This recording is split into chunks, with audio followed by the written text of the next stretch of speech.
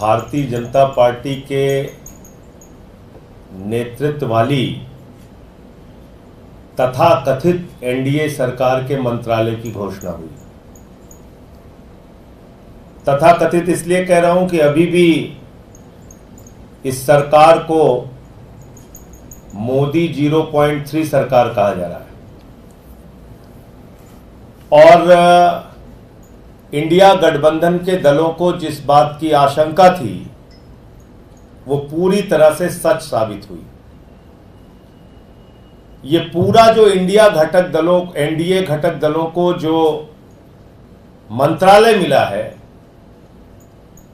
वो मंत्रालय अगर आप देखेंगे तो उस मंत्रालय की सूची में एनडीए के घटक दलों को ना तो गृह मिला, ना रक्षा मिला, ना वित्त मिला, ना विदेश मिला, ना वाणिज्य मिला, ना रेल मिला, ना सड़क मिला, ना कृषि मिला, ना शिक्षा मिला, ना स्वास्थ्य मिला, ना दूरसंचार मिला।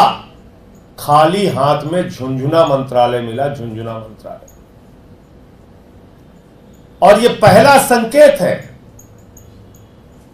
भारतीय जनता पार्टी ने साफ तौर पे संकेत दिया है कि जो उनकी प्रवृत्ति है, कार्य करने की शैली है, अपने घटक दलों को धीरे धीरे करके समाप्त करना, खत्म करना, उनको अपमानित करना, उनकी ताकत को समाप्त करना, मंत्रालय के बंटवारे के बाद इसकी शुरुआत हो गई है। हमने पहले भी ऐसा देखा। जब वे नवीन पटनायक जी के साथ थे, उनके साथ क्या बर्ताव किया। उद्धव ठाकरे जी की तीर कमान चुरा ली, महाराष्ट्र में उनकी पार्टी तोड़ दी।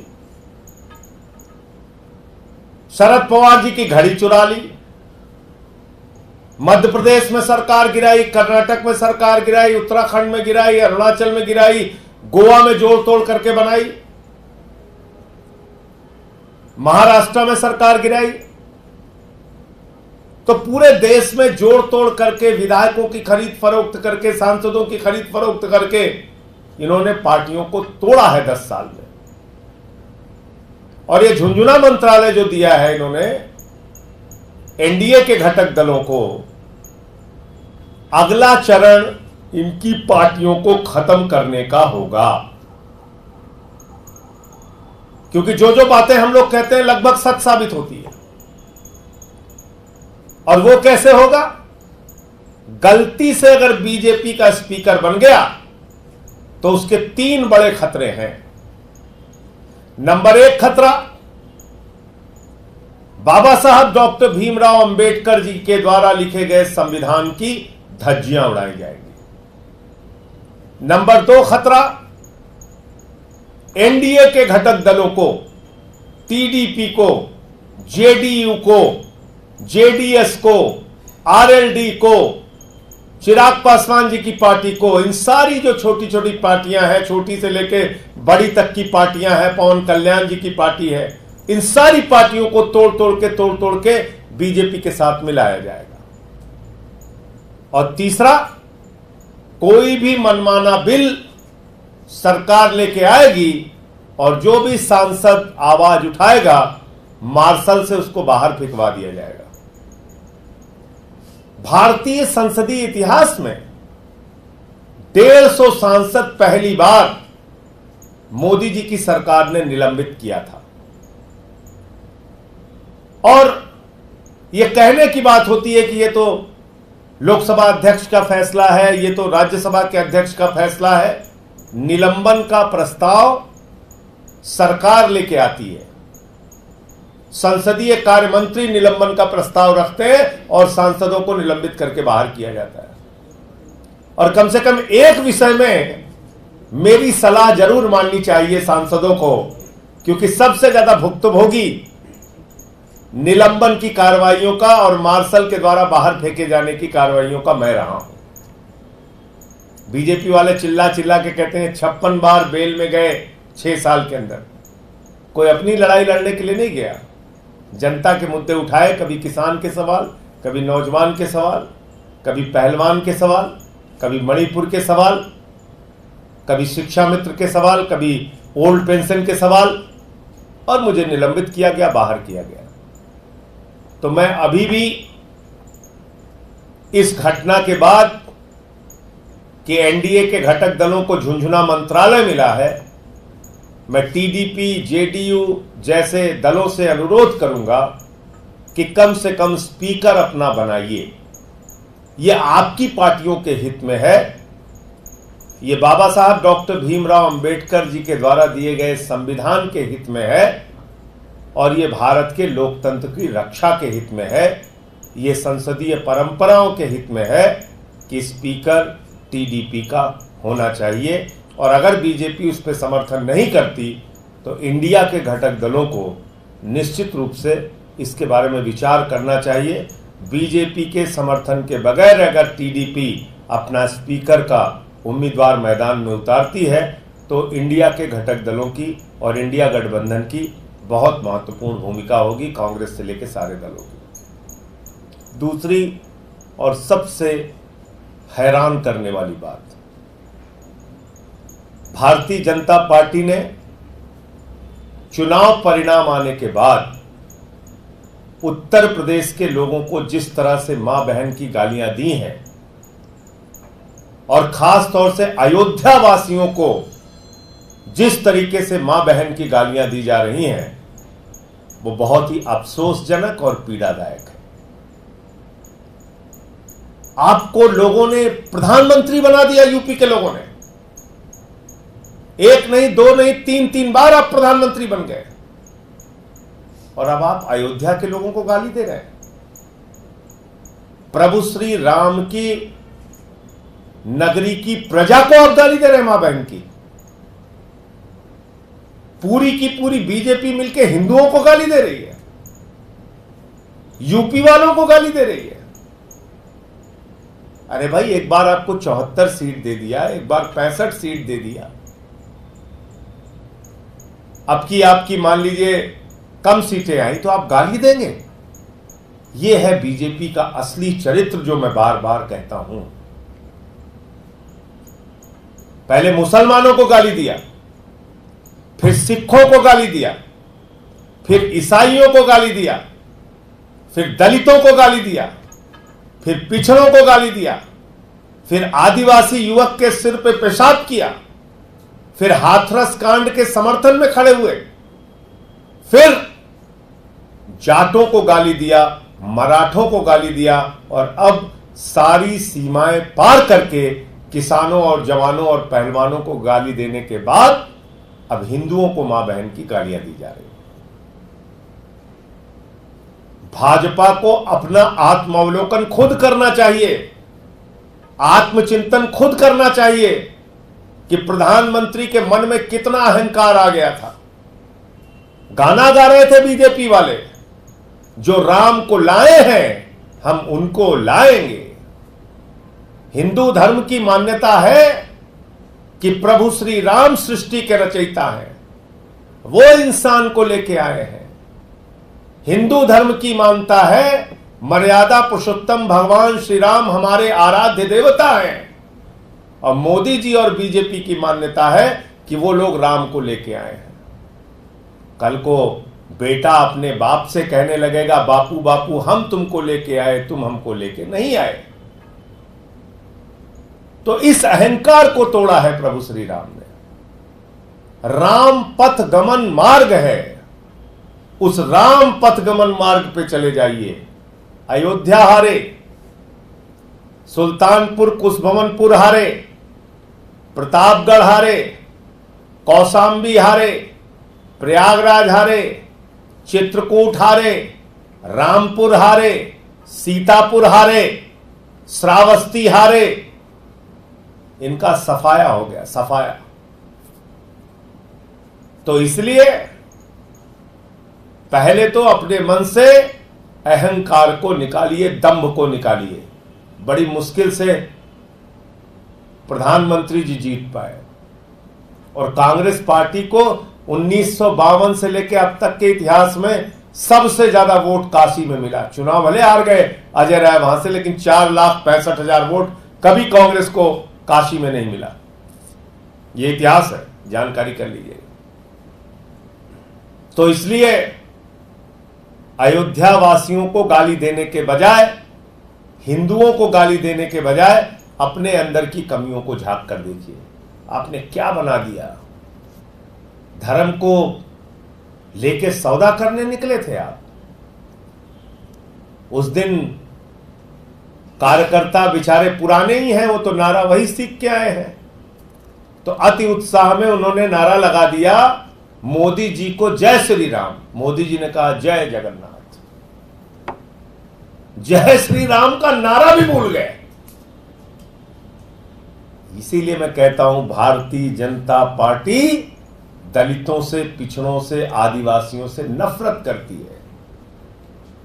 दलित समाज का एक व्यक्ति अवधेश प्रसाद पासी कैसे अयोध्या से सांसद बन गया, इस बात को भारतीय जनता पार्टी पचा नहीं पा रही है और इसलिए मां बहन की गालियां दे रही है।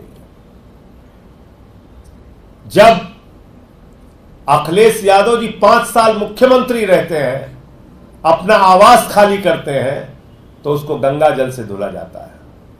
कन्नौज में अपनी पत्नी के साथ मंदिर का दर्शन करते हैं, मंदिर से बाहर निकलते हैं, बीजेपी वाले गंगा जल से मंदिर को धुलने का काम करते हैं। यह मानसिकता आपकी। तो पिछड़ों ने, दलितों ने और आदिवासी युवक के सिर पे तो पेशाब किया था बीजेपी के नेता ने। इस अपमान का बदला लिया है उत्तर प्रदेश के दलितों, पिछड़ों ने, अल्पसंख्यकों ने, आदिवासियों ने। क्या किया आपने? एक ऐसे व्यक्ति को मंत्री बनाया है जो व्यक्ति कहता है राम भगवान नहीं है। प्रभु श्री राम तो भगवान है ही नहीं, प्रभु है ही नहीं, देवता है ही नहीं, आराध्य देवता है ही नहीं। प्रभु श्री राम तो एक काल्पनिक पात्र है। एक ऐसे व्यक्ति को आपने कैबिनेट मंत्री बना दिया मोदी जी, जो ये कहता है कि रावण जो है वो भगवान श्री राम से श्रेष्ठ था। रावण भगवान श्री राम से श्रेष्ठ था और रामचरितमानस को भी वो नहीं मानता।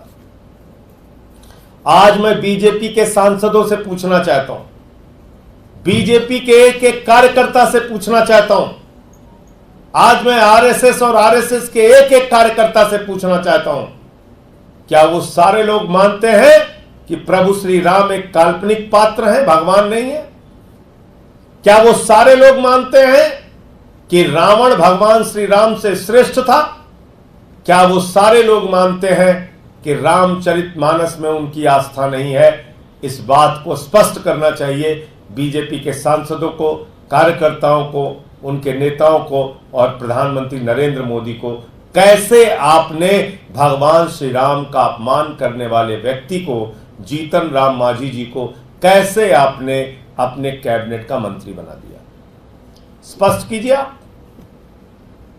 तो मोटे मोटे तौर पे ये तमाम मुद्दे थे जिसको आपके सामने रखना था। एक तो झुंझुनू मंत्रालय वाला विषय है और दूसरा प्रभु श्री राम के अपमान का विषय है। आपके कोई प्रश्न हो तो आप पूछ सकते हैं। आप उसे झुंझुनू मंत्रालय बोले, लेकिन उनकी तरफ से कोई आपत्ति अब तक आई नहीं है, ना जेडीयू की तरफ से, ना टीडीपी की तरफ से, मतलब उनका असंतुष्ट का भाव कुछ। आपने देखा अभी तो अजीत पवार के गुट वाले बोल रहे हैं, एकनाथ शिंदे के गुट वाले बोल रहे हैं कि भाई हमारे 7 सांसद हैं, आपने एक राज्य मंत्री बनाया। अजीत पवार के गुट वाले कह रहे हैं हमें कुछ मिला ही नहीं। तभी तो झगड़े धीरे धीरे शुरू होंगे। आपने मोहन भागवत जी का भी बयान सुन लिया चुनाव के परिणाम आने के बाद। क्या बोल रहे हैं मोहन भागवत जी?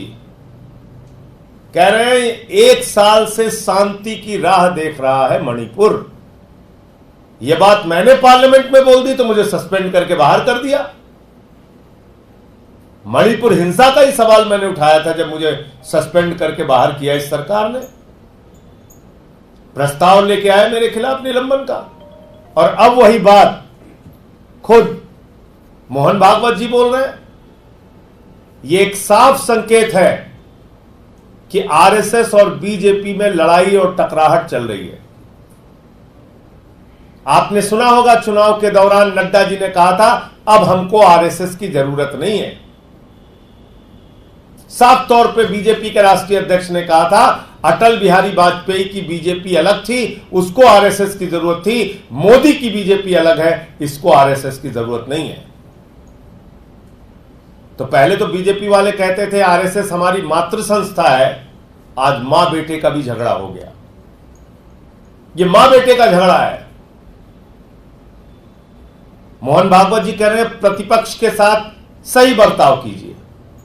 वो आपके विरोधी नहीं है, वो प्रतिपक्ष है। कभी इस मान्यता में विश्वास रखा? प्रधानमंत्री मोदी जी की सरकार ने एक एक करके आदमियों को तो आप जेल में डाल रहे हैं। तो मुझे लगता है कि ये जो आरएसएस के प्रमुख का बयान आया है, ये भी आपस में एक इनके बीच के झगड़े को प्रदर्शित करता है। एक साल से कितने उहापोह और परेशानी में रही होगी आरएसएस मणिपुर की घटनाओं को देखकर। भले ही चुनाव के कारण वो लोग चुप रहे, लेकिन अब बातें निकल के सामने आ रही हैं और बहुत सारी बातें आएंगी सामने। जितेंद्र राम मांझी का बयान आया है पदभार ग्रहण करने में, कई काम कोई छोटा बड़ा नहीं होता है, मोदी जी ने मुझे बड़ी जिम्मेदारी दी है और मैं निभाऊंगा। आप लोगों ने जिस तरह के आरोप लगाए। अरे भाई, दो बड़े इनके सहयोगी हैं, एक को मछली मंत्रालय दे दिया, दूसरे को जहाज मंत्रालय दे दिया। भाई जेडीयू के लल्लन सिंह जी को और पूरे बिहार को यह उम्मीद थी कि रेल मंत्रालय कम से कम बिहार के खाते में जाएगा, तो उनको आपने मछली मंत्रालय दे दिया, पशुपालन मंत्रालय दे दिया, पंचायती राज दे दिया और एक को हवाई जहाज दे दिया। अब हवाई जहाज में पूरा देश जानता है कुछ बचे नहीं है। जहाज सरकार के पास है नहीं, वो प्राइवेट वालों का है, और हवाई अड्डा प्राइवेट वालों का है, वो भी अब सरकारी बचा नहीं। वो मोदी जी के दोस्त अडानी का है सारा हवाई अड्डा। तो है क्या उसमें नागरिक उड्डयन में? लेके उड़ते रहिए आप। तो यही मंत्रालय मिला है, मछली मंत्रालय और जहाज मंत्रालय। तो इसलिए मैंने कहा भाई, कृषि मंत्रालय, शिक्षा मंत्रालय, स्वास्थ्य मंत्रालय, गृह मंत्रालय, रक्षा मंत्रालय, विदेश मंत्रालय, वित्त मंत्रालय, वाणिज्य मंत्रालय, दूरसंचार मंत्रालय, इन सारे विभागों को प्रभावशाली माना जाता है। अब कहने के लिए तो सब, अगर इतना ही बात सही है जितना आप लोग कह रहे हैं कि वो सब कह रहे हैं कि साहब कोई काम छोटा बड़ा नहीं होता, तो छोटा काम छोटा बड़ा नहीं होता तो गृह मंत्री हट जाए अमित शाह जी, कोई भी विभाग ले ले। अगर हर विभाग बड़ा है तो मत्स्य पालन दे दीजिए अमित शाह को और लल्लन सिंह को बना दीजिए गृह मंत्री। अगर सब कोई छोटा बड़ा नहीं है तो मत्स्य पालन वाला अमित शाह ले लें और गृह मंत्री बन जाए लल्लन सिंह जी, क्या समस्या है? स्वास्थ्य मंत्री बन जाए चिराग पासवान और खाद्य प्रसंस्करण जो है वो जो नड्डा साहब को दे दीजिए। तो ये सब कहने की बातें होती हैं राजनीति में, समझते सब लोग हैं।